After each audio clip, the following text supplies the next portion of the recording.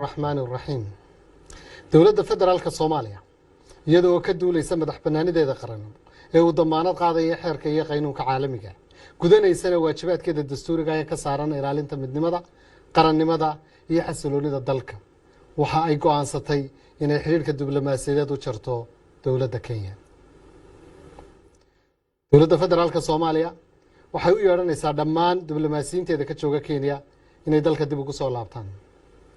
waxayna ku amraysaa kuwa halkan ka jooga dowladda Kenya inay dalka kaga baxaan muddo 7 maalmood ah oo ka bilaabanaysa caawa oo bishu tahay 15 December 2020.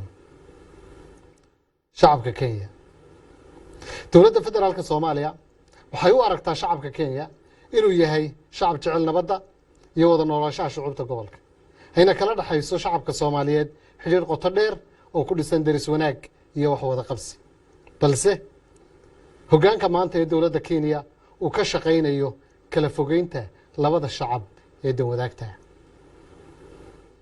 sababta go'aanka dowladda federaalka Soomaaliya waxay u gaartay go'aankan si ay uga jawaabto xadgudubyada siyaasadeed iyo faragelinta qaawan ee isdaba joogga ah ee muddooyinkii ugu dambeeyay ay dowladda Kenya ku haysay madax banaanida dalkeena.